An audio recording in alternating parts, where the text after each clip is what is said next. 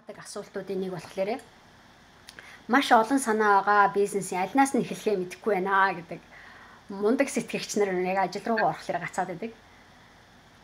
За энэ бас айгүй олон хүмүүсийн бизнес хийх гэхлээр тохиолддог асуудлуудын нэг байхгүй юу? Яг ямар санаанууд байгааг эхлээд мэддэггүй бүгдээрээ л агаарт нисээд идэг. Айгүй олон онгоцнууд агаарт нисгцэн ганцхан ч газарддаггүй.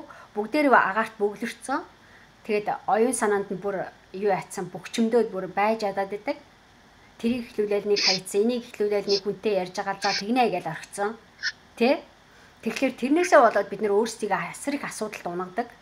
Хийсэн юм байхгүй, бүтээсэн юм байхгүй, зүгээр баахан амлалтууд бид нарыг өөртөө итгэлийг улам алдуулдаг байхгүй юу?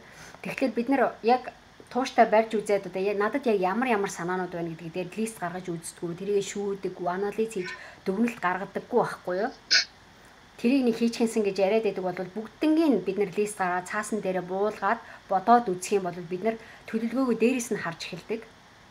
Аливаа эмийг би яагаад энэ санаанд дуртай байгаад байна? Яагаад энэ санааг биелэхгүй байх гэж айгаад байна гэд альнаас нь эхлэхээ одооноос эхлээ сонгож гэх юм уу тий илүү надад барьцтай, илүү миний сэтгэл багтж байгаа, илүү миний хувийн зан чанартай нийлж байгаа тий тэр юмаа л би сонгох нь зөв гэсэн үзлээр тий би яг алийг нь барьж авбал надад хамгийн юутай тэгсэн мэтлээ илүү зах зээлд үнцэнтэй хүмүүс эргүүлээд нөгөө санхүүгийн хөрөнгө оруулалт бид нар авах гэж байгаа шүү дээ тий тэгэхээр энийг хийхэд та хийхэд итгэлгүй л байгаа бол наад бизнес чинь тань тохиромжгүй гэсэн үг байхгүй юу тий энийг хийхэд хэтэрхий томдоо байвал за энийг хийх том гоё бизнес байж болно та хийчмээр үнэхээр санагддаг гэтээ өнөөдөр хийхэд санхүүгийн хувьд ч юм уу ямар нэгэн нөөц болцооны хувьд бэлэн биш байгаа бол тэднийг бүгднийг шалгаж үзээд ямар нөөц олцоо надад хэрэгтэй болоод би энэ бизнесийг хийж чадахгүй байна гэдгийг бид нэр харчвал тий за тэгвэл тэрийгэ бэлэн бэлтгэл нь би эм төрлийн бизнесүүдээр гараагаа эхлээд тий ингээ хөгжүүлээд байж болох юм байна гэдэг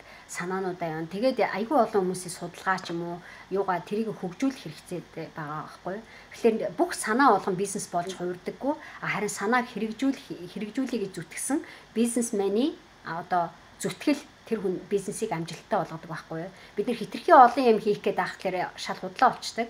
Тэрний онд бид нар нэг жижиг бизнесийг хөл дээрээ босгоё гээд 1 жил, 2 жил, 3 жил зүтгэхэд бол гайхалтай том гой бизнесүүдийг сэтлүүдийг бид нар гаргаж ирч чаддаг. Тэрийг тусад нь амжилттай байх чадвартай болоод эхэлдэг байхгүй юу. Тэгэхээр заавал хүн амьдралдаа аюул олон янзын бизнестэй ярилцаж болно, хийж болно тий. Янз янзын төслүүдээр хамтарч ажиллаж болдог.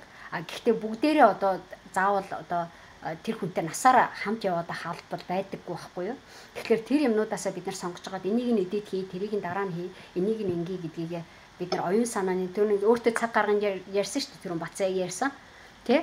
Өөртөө яг цаг гаргаад тэр юугаа листэж гаргаж үзэж байгаа тэрэн дотроос яг хүссэн зөв яг одоо байж байгаа миний байр суурьнд хамгийн тохиромжтой тэгсэн мөртлөө санхүүгийн шагнал урамшил те намайг А-гаас Б хүртэл бид нар бизнесийн амжилтанд хүрээд санхүүгийн эрхчлэлд хүрээ гэдгийг А-гаас Я хүртэл явъя гэж бодъё л да тий.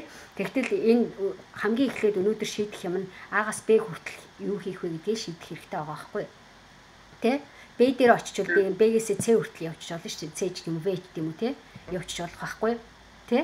Тэгэхээр бид нар яг А-гаас Я хүртэл гэж юу яаж байгаа бол санхүүгийн эрхчлэл юу гэдэг юм би энэс ийм хүсэж байгаа гэдгийг мэдж байгаа бол А-гаас Б хүртэл явах юм аа яг тэр олон санаануудаас зөвхөн нэгийг нь сонгож аваад тэрнтэйгээ ажиллаж их жишээ нь тий гэтэл тэрийг хийж явах явцдаа сурсан ур чадвараараа Б-гээс С хүртэл юуг бизнесээ хөгжүүлэх ч юм уу тий дараагийнхаа юмнуудаа хийх жишээ нь тэгэхээр олон жилийн дараа олон хугацааны дараа ингээ харахаар бид нэр тэр олон их юмнуудыг амжуулсан 10 жилийн дараа 20 жилийн дараа гэхэд аягүй их юм бүтээсэн тийм гайхалтай бизнес лидершип гэж ярьдаг шүү дээ. Бизнесийн удирдагчдыг өөрөөсөө бүтээсэн байх жишээ нэ байгаа байхгүй.